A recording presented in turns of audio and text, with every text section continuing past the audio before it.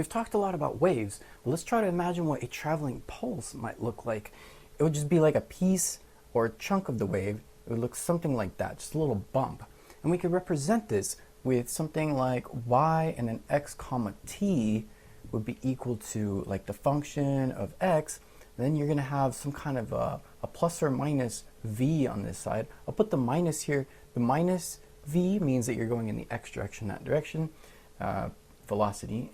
And then you might also encounter x comma t equals fx plus vt. And if that's the case, you're just going to be going to that side, the left side. So negative forward plus backwards. Now this might not make a lot of sense right now, but let's say if I put time equals 0, then I would get something like this, y x comma 0. So like the t is not even a factor. You just get a snapshot of immediately when the pulse starts. It's probably going to be like right there in the y, right? So we're going to actually cut out that v component and we'll literally just get the f of x. So we'll call this right side the wave function, because this is the function of the wave, and over here this is essentially, keeping track of the independent variables. Let's revisit the traveling wave, which in this case it would kind of be more like a squiggly like this. And here the y is going up and down quite a bit, so let's try to get a new formula for this. We're going to say that it's a sine of kx, and this will be wave number, so k number, x plus or minus wt plus a phase constant in there. And if the t was 0 here, then you would have x comma 0, and this would just leave you with a sine of k number times the x here. So let's try to figure out what some of these variables are. First of all, let's consider that y max would be equal to the amplitude. So this thing right here will literally just give you the maximum y, and that would make sense up here. Some of the things are the k number, which is supposed to be 2 pi over lambda. This is the wave number essentially, but that will be what would go here. And then you could have w, which is supposed to be equal to 2 pi f, which is equal to 2 pi over t, and this is the oscillation period. And then we also want to consider that the velocity is equal to lambda times the frequency, or the lambda over the period, or w over k number. This one's pretty important right here, the w over k number, because that's technically why this got replaced with the w over here. So we have the phase constant as well, and usually you could solve that by saying arc sine of y at 0, 0 at the origin, the very beginning. Take that initial state, divide that by the amplitude, and that should give you the phase constant there. So we found the equation for the position here, the displacement in the y direction. Well, let's see if we can figure out the velocity in the y direction. That's just going to be the derivative of this thing right here. So we would get negative w a cosine of the k number x plus or minus the wt plus the phase constant.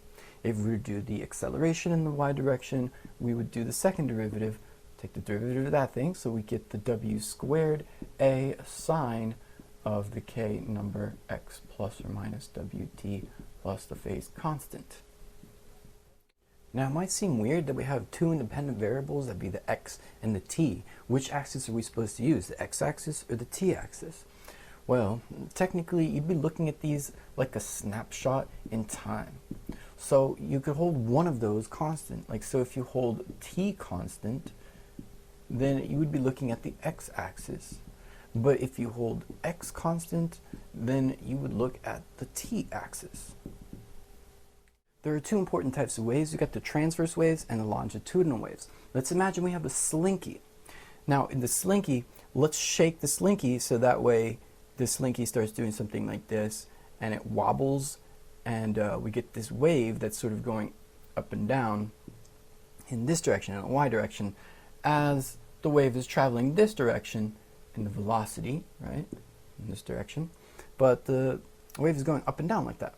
Well, in the case of the longitudinal wave, we'll have our slinky, but we're going to sort of make it looser here and then tighten it up here and then loosen it here and then tighten it up here, so that way the waves are kind of going this way rather than going this direction.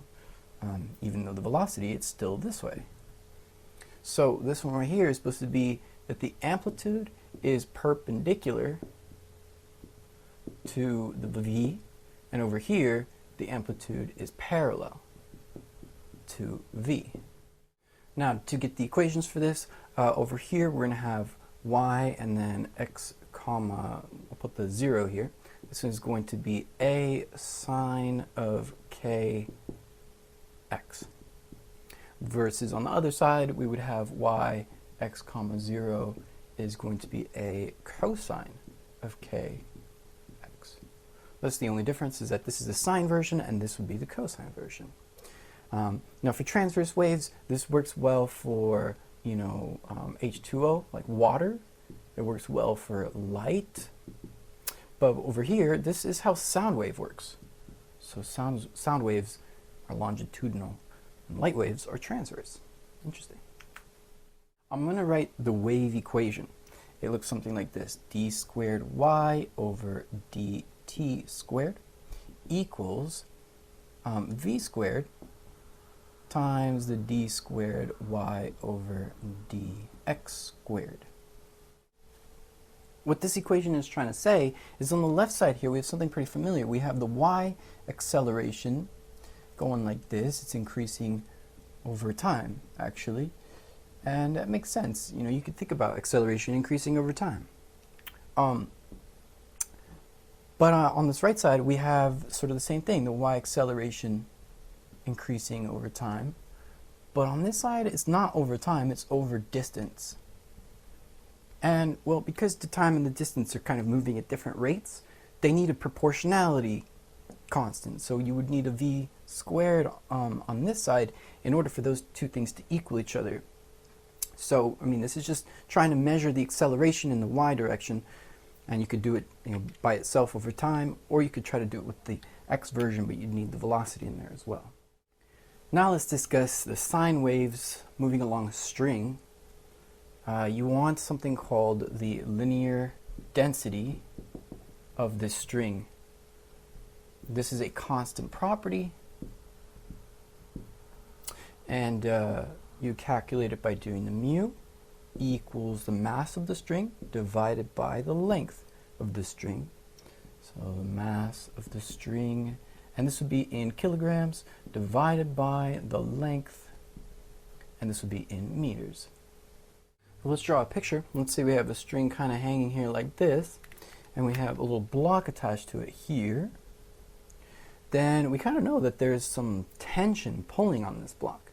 We could say that the tension is actually equal to the mass of the block times gravity. This m is different from this small m over here, which is the mass of this string over here. But essentially, here you also have the length of the string, which is important. And if you have a little sine wave that's moving down here like this, in this direction, you would also have a velocity. So the velocity of the sine wave moving downward, velocity is going to be equal to, and we'll put that in absolute value over here. Velocity is going to be equal to the square root of the tension that we found over here divided by the mu, which is the linear density. So that should be all we need to be able to figure out stuff involving sine waves along a string.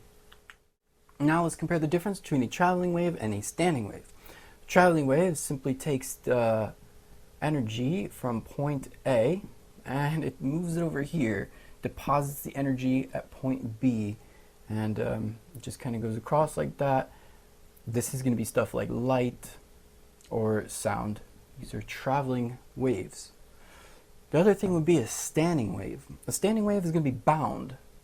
So like this, you got boundaries, and you're going to have like, I don't know, 1, 2, 3 little loops like this. And then you might even have another one going like that.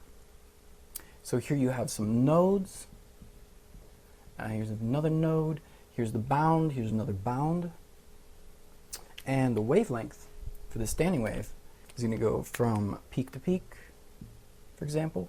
It could find it in a couple different spots, but that's your wavelength. Now over here, you notice there's 3 little loops, 1, 2, 3. So I'm going to say that n equals 3. This is how many loops there are in here. And this has to be an integer, exactly. It can't be any kind of decimal or anything like that. It's not going to work. It'll just kind of fall apart. The standing wave won't survive. This is the kind of thing that string instruments do. String instruments. And this length here, L, is important.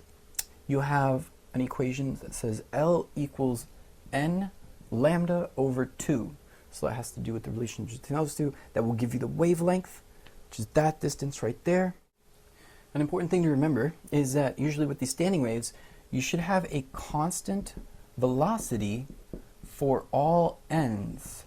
Just because you're changing the n's doesn't mean the velocity has changed. It should remain the same. However, the velocity is also affected by the tension. So if the tension happens to change, then you know, obviously the velocity is going to change. But if the tension remains the same, you know, and the mu remains the same, then, well, the velocity should remain the same. And the mu is definitely going to remain the same. It would be very, very difficult to change the mu of a string. Even if you shorten the string, it still has the same mu. You have to literally shave the string thinner. So anyway, the point is that if you get down to the fundamental frequency, where n, or if you have an f of n, this could be f of any kind of n's, this is the frequency, but if n equals 1, that means that this is the first mode. It means there's only one loop, and so this is the fundamental frequency. So lastly, let's discuss the nodes. And the node is simply when sine of kx is equal to 0, and that happens when you have x is equal to n lambda over 2 for n equals 0, 1, 2, 3, etc. And for the anti-node, that is going to be when sine of kx equals plus or minus 1. And so that would happen when x equals n lambda over 4 for n equals 1, 3, 5. So this should give you everything we need to know about the standing waves. For the next part, let's start with some trig identities. We'll go sine A plus sine B is going to be equal to 2 cosine of A minus B over 2 sine of A plus B over 2. You could also have sine of A plus or minus B is going to be equal to sine A cosine B plus or minus cosine A sine B. These will help you solve the next idea. So if we have a wave that's doing this, which is a transverse wave, and we superimpose that or interfere that with a longitudinal wave like that, well, it makes sense that you would get a wave that does this. So this is called superposition or interference. And essentially all you're going to do is you're going to add up whatever waves are being sort of sent in the same directions. But you'd have to have like this, you'd have to sum up the waves if x of t, and you have a sine of kx plus wt, and then you'd also have the plus a sine of kx minus wt. So this one's going in this direction, this one's going in this direction, but at some point they're going to combine together. So when you add them up, you're superpositioning, interfering them together.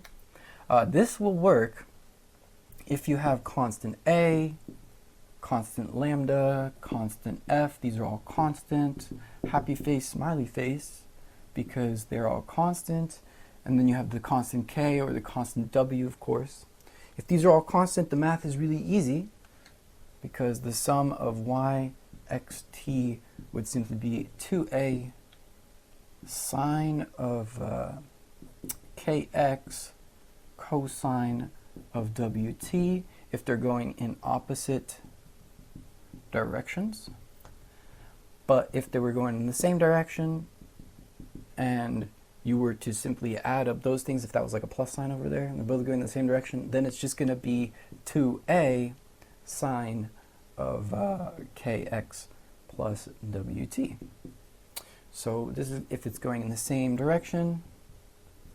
Of course, this could be a minus if they're both minus, but the idea is this is for the opposite directions. They kind of cancel out because of these, and this is for the same direction. Lastly, let's discuss the phase shift. So this would happen if you have like an a sine of the kx plus wt, and then you're going to add that to an a sine of the kx plus wt, but this time there's a little phase shift in there. So you kind of have to do the same type of math that you did over here, but in this case, let's see, you would get the total y, x comma t is equal to 2a cosine of the phase shift over 2, and then sine of the kx plus wt plus the phase shift over 2. Okay, so it's a little bit more interesting here. This is going to be the amplitude. Now it's possible that when you add these two things together, if that phase angle is specifically pi or 3 pi or 5 pi, then what happens is then your sum of those two waves is going to equal zeros. Those things are literally going to cancel out if they're shifted. So the waves cancel when shifted by these specific gradients. So that should be everything about traveling waves.